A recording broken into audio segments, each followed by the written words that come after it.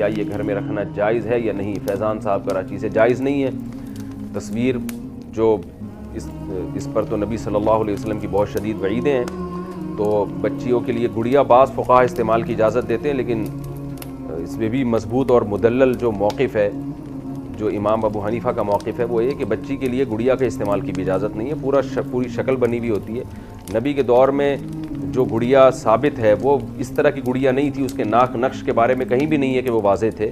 اس کے بارے میں ہم کچھ نہیں کہہ سکتے وہ کس طرح کی گڑیا جو حضرت عائشہ نے استعمال کی ہے، کیونکہ بعض فقہا کہتے ہیں حضرت عائشہ نے گڑیا استعمال کی ہے بچپن میں اور نبی نے اس پہ انکار نہیں کیا، تو اس لیے اس سے استدلال کرتے ہیں کہ گڑیا کا استعمال بچیوں کے لیے جائز ہے.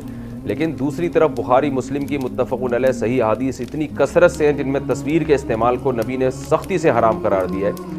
اس میں بچوں میں، بڑوں میں، گڑیا میں، غیر گڑیا میں کوئی فرق نہیں کیا.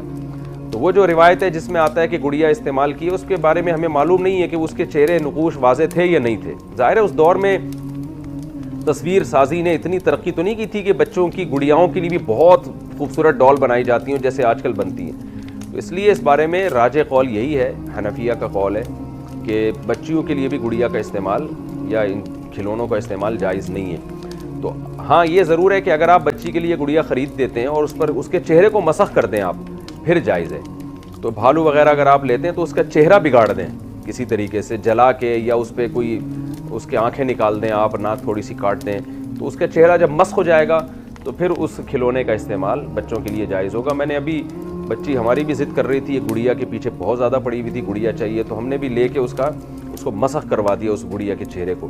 تو بچیاں ڈال سے کھیلتی ہیں، ان کی نیچر ہے، ان کی فطرت ہے، تو اس کا طریقہ یہ ہے کہ ڈال کے چہرے کو خراب کر دیں آپ، تو بچی کی ایک چاہت بھی پوری ہو جائے گی اور شریعت کے مسئلے پر عمل بھی ہو جائے گا.